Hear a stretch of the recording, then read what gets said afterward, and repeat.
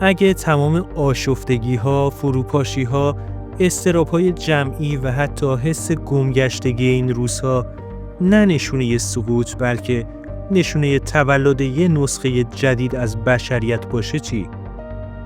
اگه سال 2026 همون نقطه‌ای باشه که تاریخ بعدها ازش به عنوان لحظه تغییر فرکانس زمین یاد کنه چی؟ شاید تو همین الان وسط بزرگترین بیداری تاریخ ایستادی بدون اینکه خودت بدونی. به کانال آلفای درون خوش اومدی. تا حالا شده احساس کنی یه چیزی توی اتمسفر دنیا عوض شده؟ انگار هوا سنگین‌تره یا شاید هم سبک‌تر، بستگی داره چطور بهش نگاه کنی. سال 2026 دیگه فقط یه عدد توی تقویم نیست، انگار یه دروازه است که همین الان لای درش باز شد و ما داریم از شکافش به یه دنیای کاملا متفاوت نگاه میکنیم. این لرزش‌های ریز زیرپوستی خبر از فروپاشی دیوارهایی میدن که قرن‌هاست دور ذهن ما کشیده شده بودن و حالا دارن مثل غبار توی فضا پخش میشن. خیلی‌ها میگن این بیداری جمعی فقط یه موج زودگذر توی شبکه‌های اجتماعیه. اما اگه دقیق‌تر نگاه کنی میبینی ریشه‌هاش خیلی عمیق‌تر از این حرفاست.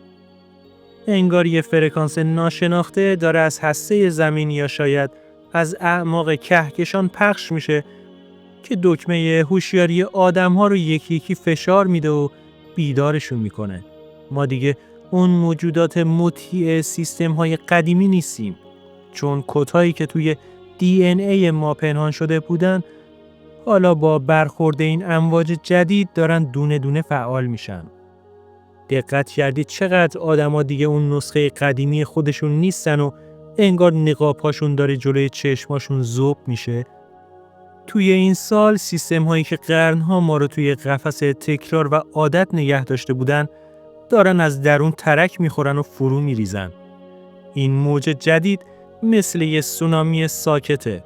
صدایی نداره اما وقتی به ساحل روحت میرسه کل ساختار ذهنت رو زیر و رو میکنه و میشوره. تو دیگه نمیتونی به عقب برگردی، چون راه برگشت هم همراه با خاطرات اون نسخه قدیمی تو زیر آب رفته و ناپدید شده.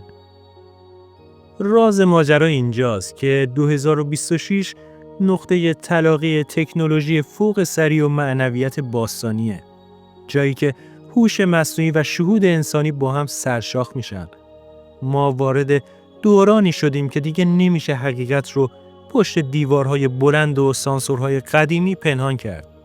چون این بیداری چشمای سوم آدم‌ها رو باز کرده. انگار یه نورافکن بزرگ روی تمام تاریکی‌های جهان افتاده و هر چی که تا حالا مخفی بوده حالا داره با جزئیات ترسناک خودش رو نشون میده. این تلاقی علم و غیب همون جاییه که جادوی واقعی قرن حاضر داره از توش متولد میشه و ما رو میبله. شاید بپرسید چرا الان؟ چرا 2026؟ بعضی معتقدن چیدمان ستاره ها و سیارات به شکلی در اومده که زمین رو توی یه میدان انرژی جدید قرار داده.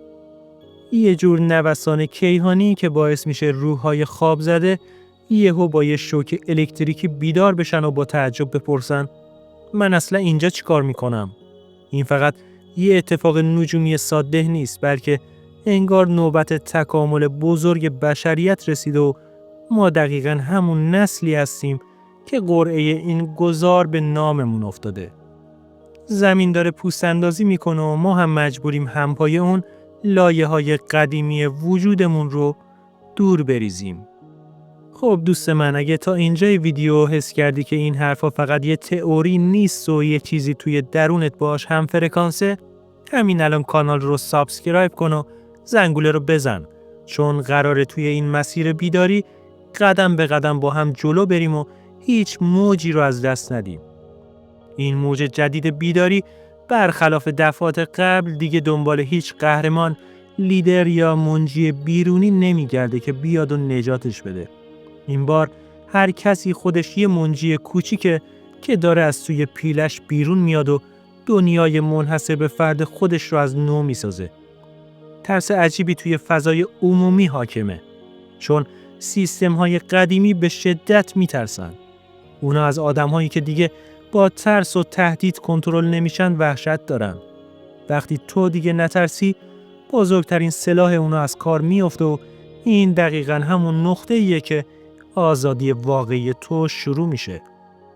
بیداری جمعی یعنی این که بفهمی همه ما با تارهای نامرئی به هم وصلیم و جدایی فقط یه خطای دید بزرگ و قدیمی بوده.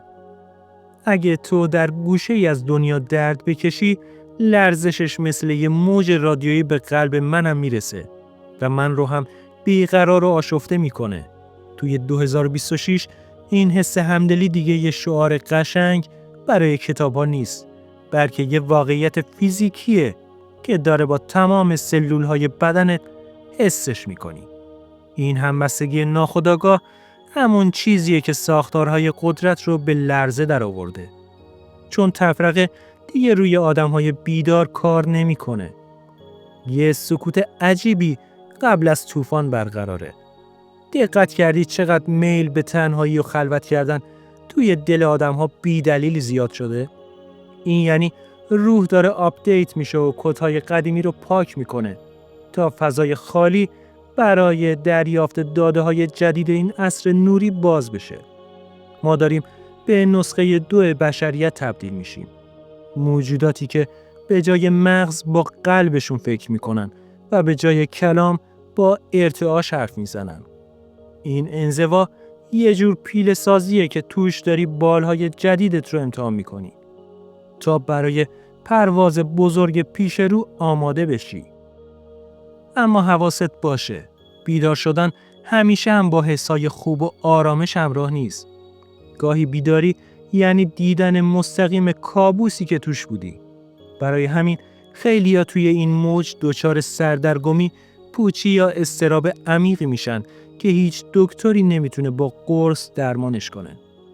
فرو ریختن باورهای قدیمی که سالها بهشون تکیه داده بودی درد داره.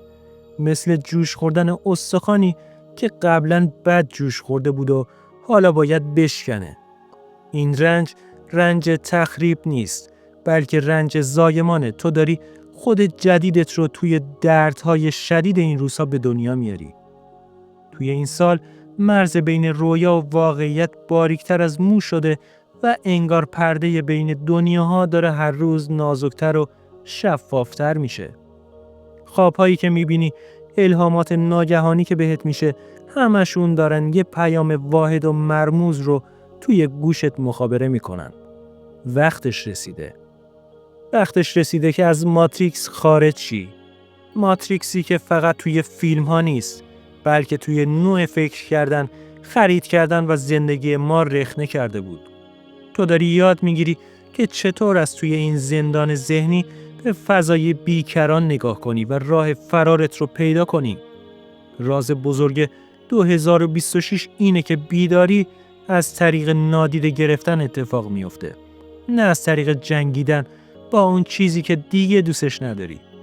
نادیده گرفتن اخبار زرد، نادیده گرفتن نفرت‌های القایی و نادیده گرفتن هر چیزی که لرزش وجودی تو رو پایین میاره و غمگینت میکنه. ما داریم یاد میگیریم که قدرت واقعیمون در توجه ما نهفته است. به هر چیزی که توجه کنی داری بهش انرژی میدی تا توی زندگیت خلق بشه. با قطع توجه از زشتی‌ها تو در واقع داری ریشه اونا رو توی دنیای شخصی خودت میخشکونی و این یه معجزه است. نگاه کن به اطرافت، حتی طبیعت هم انگار داره یه زبون جدید ابداع میکنه تا با ما که سالها کر بودیم دوباره حرف بزنه. حیوانات، گیاهان و حتی آب و هوا دارن به این بیداری واکنش نشون میدن و رفتارهای عجیب و غیر قابل پیش بینی از خودشون بروز میدن. زمین داره خودش رو تکون میده تا بارهای اضافی و انرژی‌های سمی گذشته رو زمین بذاره و دوباره نفس عمیقی از سر رهایی بکشه. ما به عنوان ساکنین این خونه مجبوریم با این ریتم جدید سیاره هماهنگ بشیم، وگرنه زیر دست و پای این تغییر بزرگ له میشیم. خیلی ازم میپرسن ته این مسیر کجاست و قراره به کدوم سرزمین موعود برسیم. حقیقت اینه که هیچ تهی وجود نداره. ما فقط داریم لایه‌های پیاز توهم رو یکی یکی می‌کنیم تا به هسته درخشان واقعیت که همون خود ماست نزدیکتر بشیم. 2026 فقط شروع یه ماراتون طولانیه برای رسیدن به آگاهی خالص، جایی که هویت‌های جعلی ما دیگه هیچ اهمیتی برای کسی ندارن. اونجا جاییه که دیگه کلمات برای توصیف عظمت چیزی که می‌بینیم کافی نیستن و فقط باید سکوت کرد و با تمام وجود تماشا کرد. اگه حس می‌کنی قلبت بی‌دلیل تند میزنه یا احساس می‌کنی منتظر یه اتفاق بزرگ هستی، بدون که تنها نیستی و این توهم نیست. این رزونانس بیداریه که داره کلکتورهای انرژی بدن تو رو شارژ میکنه تا با فرکانس جدید و بسیار بالای زمین همتراز شی. این موج کسانی رو که با لجبازی مقاومت میکنن با خودش غرق میکنه، اما کسانی رو که تسلیم جریان میشن به اوج میرسونه. تو فقط باید یاد بگیری که چطور روی این موج خروشان سواری کنی و نترسی، چون این موج داره تو رو به خونه میبره. پس دوست من، کمربندت رو سفت ببند، چون سفر اصلی تازه داره از همین ثانیه شروع میشه و راه برگشتی هم وجود نداره. ما وسط بزرگترین شیفت تاریخی بشر هستیم. سالی که در اون نور نه از بیرون بلکه از شکاف زخم‌های عمیق ما به داخل میتابه. این تاریکی که میبینی تاریکی قبل از سپید دمه. پس ناامید نشو، بذار این تغییر تمام وجودت رو از نو تعریف کنه. آماده ای که ببینی پشت این پرده ضخیم و کهنه چه حقیقت ناب و درخشانی پنهان شده؟ بیداری واقعی تازه از اینجا شروع میشه.